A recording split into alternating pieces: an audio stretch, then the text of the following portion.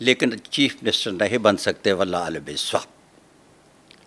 अब उसके बाद फिर मुझे यके बाद दीगरे कहा गया कि खां साहब के दोबारा फिर हाथ देख कर आओ और बताओ कि वाकई चीफ मिनिस्टर नहीं बन सकते। मैंने कहा सर मैं दोबारा नहीं जाऊंगा, इसलिए कि एक बार उन्होंने कह दिया कि चीफ मिनिस्टर नहीं बन सकते, अब बार बार मैं कहने के लिए जाऊँ कि चीफ मिनिस्टर बन जाएं। अब उनके पीछे एक बहुत बड़ा प्रेशर था। अब्दुल्ला, मैं ये बात जो डिस्क्लोज़ करने जा रहा हूँ इंतहाई गैर मामूली अहम है और आपके प्लेटफॉर्म से जा रही है।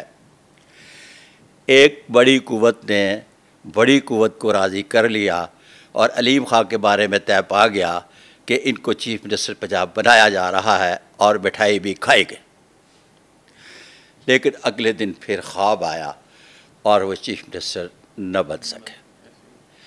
वहाँ से एक जो लड़ाई शुरू हुई, उस लड़ाई के नतीजे में आज फिर वही COD साइन करने वाली दो जमातें आपके सामने हैं। एक अपोजिशन में है और एक इक़्तिदार में है, और जो अपोजिशन में है वो भी लायक इक़्तिदार में ही है। Coming back to the question जो मैं पूछना चाह रहा था कि अब आप किसको देखते हैं कि 2025 से जो बेहतरी का सफ़र शुरू होगा वो कौन होगा? अच्छा, ये अब चीज़ें बदलना शुरू होंगी ना, आहिस्ता आहिस्ता चीज़ें बदलेगी। मतलब जिस तरह से पहले ख़राब हुई है उस तरह से वक्त के साथ साथ एक एक चीज़ करके बदलना शुरू होगी और बेहतरी की तरफ आना शुरू हो जाएंगी। तो मेरा सवाल बीच में एक ऐड ऑन ये था कि उसमें कोई एक शख्स हो तो मैं उसका नाम लूँ। मिसाल के तौर पर अगर आप कहते हैं क्या प्राइम मिनिस्टर है, क्या प्रेसिडेंट हैं, क्या कोई सूबाई चीफ है, नहीं, ऐसी बात नहीं। ये जब निज़ाम बदलता है, हालात बदलते हैं, तकाज़े बदलते हैं, ख्वाहिशात बदलती हैं, तो उसके साथ एक पूरी सोच बदल रही होती है। अब ऊपर से लेकर नीचे तक सोच बदलेगी, जिसके नतीजे में हालात बेहतरी की तरफ जाएंगे वल्लाह अल बिस्वाब। तो सर क्या इस सब के चलते हुकूमत बदलने का भी कोई चांस है या यही हुकूमत कंटिन्यू हो रही है? के बारे में आज मेरा प्रोग्राम नहीं है बात करने का अब्दुल्ला, इसलिए कि जब इमरान खान आया तो सब ने कहा कि ये 2 महीने हैं, पहले हुकूमतें आती रही, आती बाद में है, पहले कहना शुरू कर देते हैं कि जा रही हैं। अभी ये आए हैं, अभी इनको बैठने दें, फिर इनके जाने की भी मैं बात बड़ी तफसील से आप ही के प्लेटफॉर्म से करूँगा। चलें ठीक है सर, बट कोई थोड़ी सी हिंट अगर आप दे सकें। अच्छा, इतनी जल्दी नहीं आ उनको। मुझे एक प्रोग्राम में पिछले में पूछा गया कि पंजाब गवर्नमेंट को चलाने के लिए अगर रुपया पैसा ना हुआ तो मैंने कहा उनको 1 रुपया न दें, वो 25 साल हुकूमत कर सकते हैं, उन्हें हुकूमत करना आती है। ये भी ठीक हो गया। तो सर अब इसका मतलब हरगिज़ ये नहीं कि इमरान खान लफ्ज़ जो है मुझे गालियाँ दें, मैंने बात की है। तो सर आपने बताया था कि आपने इमरान खान साहब का भी हाथ देखा हुआ है और आपने बहुत सी प्रेडिक्शंस इनके जो आगे करियर में होने वाली थी चीज़ें उनके मुतालिक आपने की थी। अब आप कोई देखते हैं कि खान साहब को किसी किस्म का रिलीफ मिलेगा? ज़रूरी नहीं कि हुकूमत में आने की ही बात हो, बट जो इस वक्त उनके हालात चल रहे हैं। अच्छा, इस तरह से है कि इमरान खान बुनियादी तौर पर चूँकि पॉलिटिशियन नहीं है, सेलिब्रिटी हैं। सेलिब्रिटी जो होती है उनको बार्गेनिंग करना नहीं आती। पॉलिटिक्स में बार्गेनिंग करने के लिए PTI में मासूद शाह महमूद कुरैशी के अलावा एक भी आदमी नहीं है। PTI में पॉलिटिक्स बड़ी अजीब सी हो रही है। एक आदमी कहता है प्रोग्राम तो बढ़ गया, अब वो जितनी भी कहानी है प्रोग्राम तो बढ़ गया के खाते में चली जा रही है।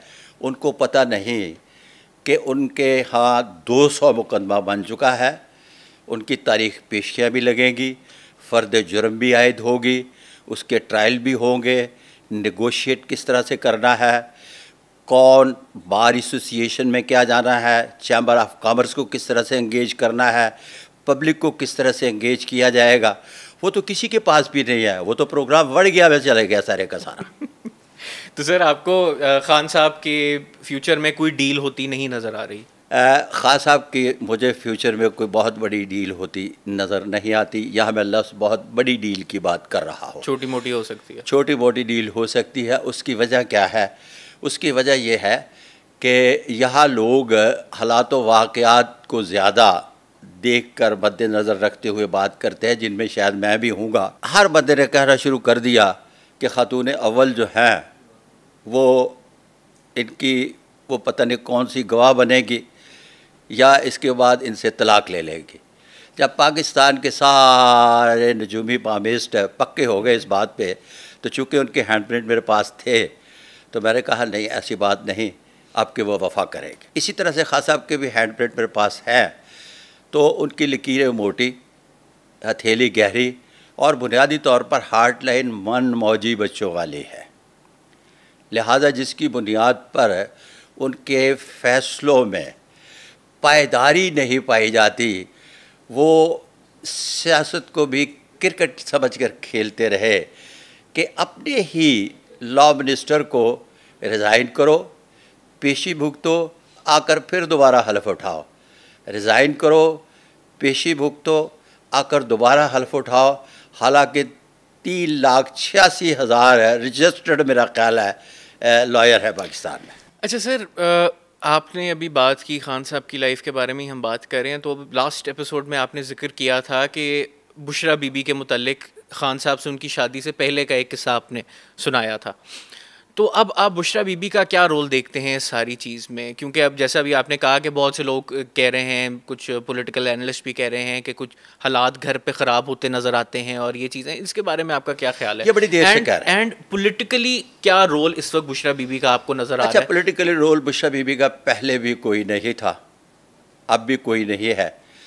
वो तो एक अपना सिस्टम उन्होंने बनाया था इन होने का, और इन होने से पहले बुशरा बीबी मेरे पास तशरीफ़ लाई और इस बात का उनको पूरा यकीन दिलवाया गया कि इमरान खान साहब प्राइम मिनिस्टर ऑफ पाकिस्तान बन रहे हैं।